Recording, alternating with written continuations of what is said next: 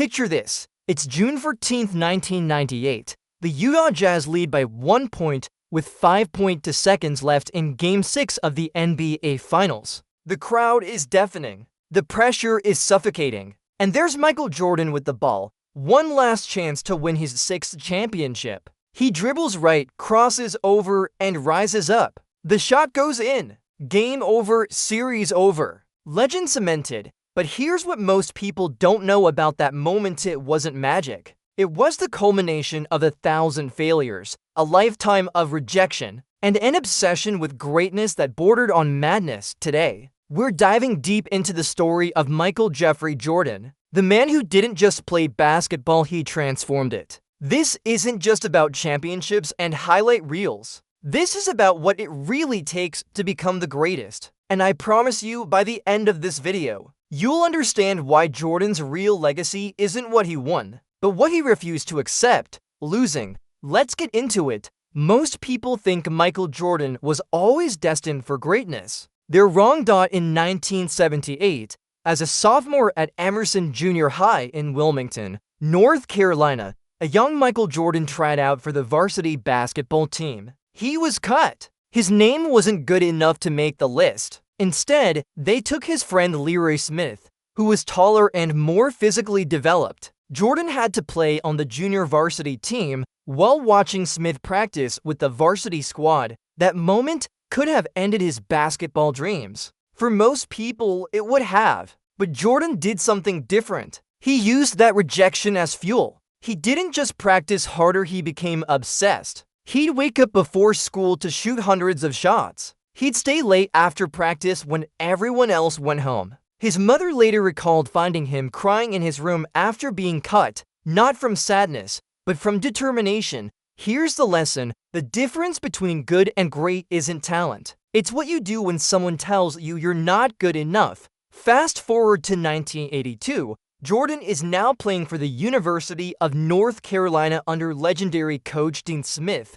As a freshman, he hits the game-winning shot in the NCAA championship game against Georgetown. Most 19-year-olds would ride that wave forever. Not Jordan. That shot taught him something more valuable than confidence. It taught him that pressure is a privilege. But even at UNC, Jordan wasn't satisfied. He studied the game like a scientist. He watched film obsessively. He befriended his future rival, Patrick Ewing, just to understand how great big men thought. He was building a mental database of every move, every tendency, every weakness he could exploit. By the time Jordan left college in 1980 for after his junior year, he wasn't just a great player. He was a student of greatness itself. The Chicago Bulls drafted Jordan 3rd overall in 1984, third to teams passed on him. The Houston Rockets took Hakeem Olajuwon first. Fair enough, he's a Hall of Famer. But the Portland Trail Blazers took Sam Bowie second,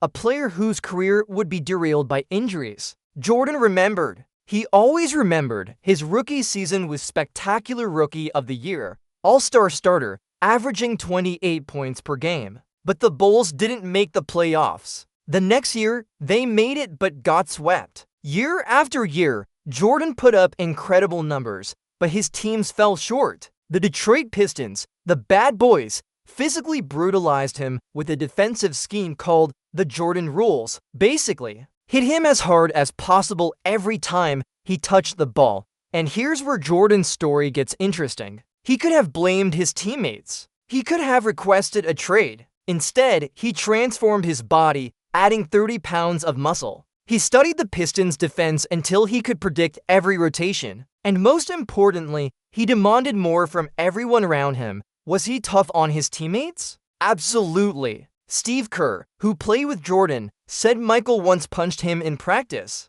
Scottie Pippen called him a tyrant. But here's the thing: Jordan wasn't trying to make friends. He was trying to build champions. And in 1991, after 7 years of falling short, the Bulls finally beat the Bad Boys and went on to win their first championship. What happened next was unprecedented. Jordan and the Bulls won 3 straight championships. From 1991 to 1993, Jordan won Finals MVP each time. He averaged over 30 points per game in the playoffs. He hit game winners, locked down opponents on defense, and willed his team to victory when it mattered most. Then, at the peak of his powers, Jordan retired. His father, James Jordan, had been murdered in July 1993, and Michael walked away from basketball to play minor league baseball, his father's dream for him. The world thought he was crazy. The media mocked him, but Jordan didn't care. He was processing grief the only way he knew how.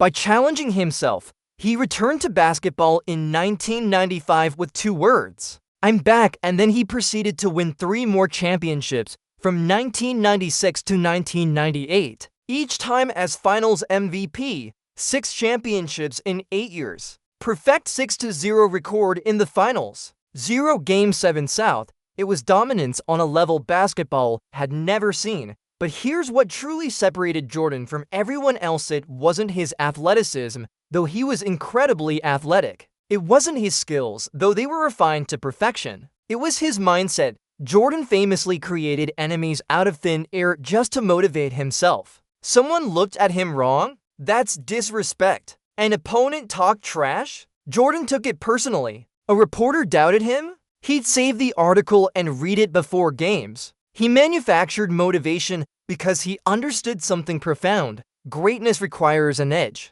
and comfort is the enemy of excellence. His trainer, Tim Grover, once said, Michael didn't want to be better than everyone else. He wanted everyone else to know they could never be as good as him. That's not arrogance, that's the mentality of someone who refused to accept second place. So what can we learn from Michael Jordan's story? First, rejection is redirection. Being cut from that high school team didn't end Jordan's career, it ignited it. When life tells you no, let that be the beginning of your story, not the end. Second, greatness is uncomfortable. Jordan spent his entire career in pressure-filled moments, pushing his body past its limits, demanding more when everyone wanted to settle. If you're comfortable, you're not growing. Third, your mindset matters more than your talent. Jordan wasn't always the most talented player on the court, but he was always the most prepared, the most focused, and the most relentless. Talent gets you in the door. Mindset keeps you there. And finally, legacy is built in the moments when no one's watching. Those early morning workouts, those hours studying film, those extra reps when everyone else went home, that's where championships are really won. Michael Jordan didn't become the greatest basketball player of all time because he was lucky or gifted. He became the greatest because he refused to accept anything less than greatness. He transformed rejection into fuel, pressure into privilege, and obstacles into opportunities. The question is, what are you going to do with your rejections? What pressure are you running from that you should be running toward? What version of greatness are you leaving on the table because it's just too uncomfortable to pursue? Jordan's story isn't just about basketball. It's about the relentless pursuit of becoming the best version of yourself. No matter the cost. If this video inspired you, hit that like button and subscribe for more content on greatness, mindset, and success. Drop a comment below telling me who you want me to cover next. Until next time, remember, greatness isn't given, it's taken.